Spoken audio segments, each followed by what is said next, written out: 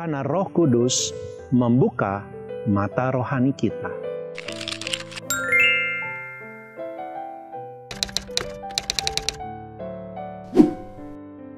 Saudara-saudari yang terkasih, kitab suci terkadang membingungkan.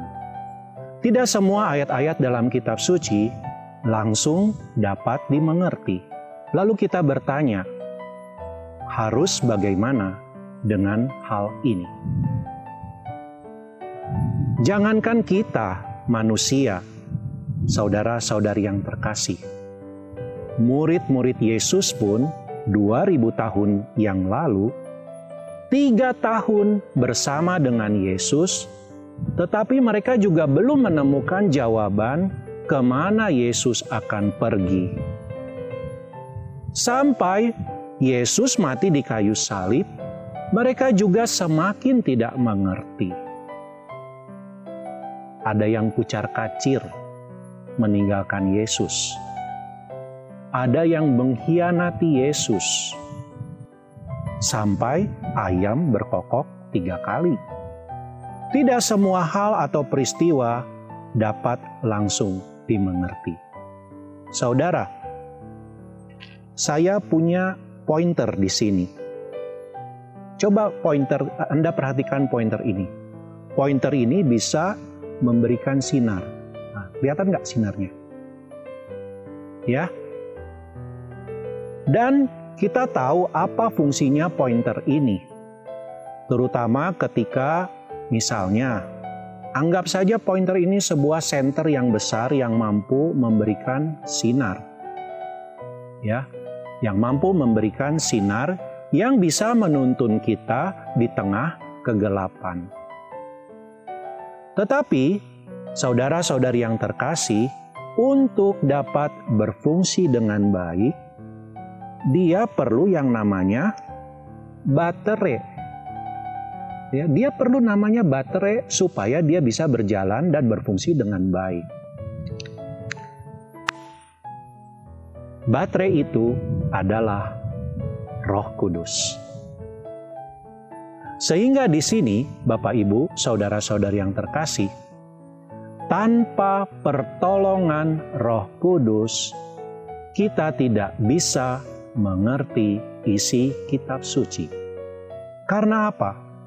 Karena Roh Kudus membuka mata rohani kita. Seperti yang diungkapkan dalam surat Rasul Paulus kepada jemaat di Korintus, pasal 2 ayat 13. Dan karena kami menafsir hal-hal rohani kepada mereka yang mempunyai roh, kami berkata-kata tentang karunia-karunia Allah dengan perkataan yang bukan diajarkan kepada kami oleh hikmat manusia, tetapi oleh roh. Jadi memang untuk menafsirkan hal-hal yang terselubung di dalam kitab suci, kita perlu Roh Kudus untuk membuka mata rohani kita. Yang kedua, Roh Kudus memimpin kita kepada kebenaran. Seperti Yesus sendiri berjanji kepada murid-muridnya, tetapi apabila Ia datang, yaitu Roh kebenaran, Ia akan memimpin kamu kepada seluruh kebenaran. Sebab Ia tidak berkata-kata dari dirinya sendiri, tetapi segala sesuatu yang didengarnya, itulah yang dikatakannya. Dan Ia akan memberikan kepadamu hal-hal yang akan datang. Dikutip dari Injil Yohanes pasal 16 ayat 13. Yang ketiga, Roh Kudus memberikan pengertian kepada kita. Seperti Yesus mampu menerangkan isi kitab suci, terutama Dia mampu menerangkan apa yang digarisbawahi dalam Perjanjian Lama melalui pewartaan para nabi. Karena apa, saudara-saudari yang terkasih? Karena Roh Allah ada di dalam dirinya. Seperti yang diungkapkan di dalam kitab Nabi Yesaya pasal 11 1 ayat 3. suatu tunas akan keluar dari tunggul Isai, dan taruk akan tumbuh dari pangkalnya, akan berbuah. Roh Tuhan ada padanya, roh hikmat dan pengertian, roh nasihat dan keperkasaan, roh pengenalan dan takut akan Tuhan, dan ya kesenangannya takut akan Tuhan. Ia tidak akan menghakimi dengan sekilas pandang saja, atau menjatuhkan keputusan menurut kata orang. Poin yang keempat, Roh Kudus membimbing kita untuk mengerti isi kitab suci. Tetapi kita perlu minta bimbingan Roh Kudus itu sendiri. Karena kita semua yang dipimpin oleh Roh Allah adalah anak-anak Allah. Ditegaskan dalam kitab suci di dalam surat Rasul Paulus kepada jemaat di Roma pasal 8 ayat 14. Poin yang kelima, Roh Kudus mewahyukan segala sesuatu tentang Allah. Seperti yang ada tertulis, apa yang tidak pernah dilihat oleh mata, apa yang tidak pernah didengar oleh telinga, dan apa yang tidak pernah timbul dalam hati manusia, semua disediakan Allah untuk mereka yang mengasihi Dia. Karena kepada kita, Allah telah menyatakan oleh Roh, sebab Roh menyelidiki segala sesuatu, bahkan hal-hal yang tersembunyi dalam diri Allah.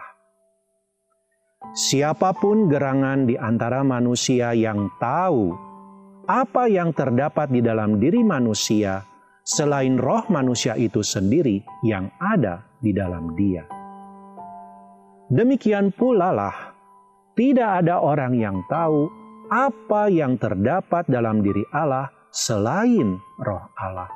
Kita tidak menerima roh dunia, tetapi roh yang berasal dari Allah, supaya kita tahu apa yang dikaruniakan Allah kepada kita. Karena itu, saudara-saudari yang terkasih, setiap orang tidak terkecuali, kita juga dapat menerima Roh Kudus untuk dapat mengerti kitab suci. Kita perlu meminta, maka kita akan diberi. Kita perlu mencari, maka kita akan mendapat. Dan kita perlu mengetuk, maka pintu akan dibukakan kepada kita. Allah tahu, saudara-saudari, memberikan yang terbaik untuk hidup kita, yaitu Roh Kudus. Hal yang kedua, apa yang kita lakukan agar batin kita diterangi untuk dapat mengerti betapa kayanya isi kitab suci. Saya rasa yang harus kita lakukan, dan saya yakin ini adalah sebuah hal yang harus kita lakukan, adalah penting bagi kita untuk mempunyai atau memupuk keinginan yang tulus untuk pertobatan. Jika kita membaca kitab suci sambil berdoa, yakin bahwa Tuhan sedang menunggu kita di sana, dan dengan keinginan yang tulus agar firman-Nya menyentuh hati kita, menunjukkan kepada kita dosa-dosa kita, menuntun kita kepada pertobatan yang sejati. Dan jika kita bertekad untuk mempraktekannya apa yang dikatakan kitab suci, maka kitab suci akan menerangi kita, dan itulah rahasia utama untuk dapat mengerti kitab suci. Tuhan memberkati.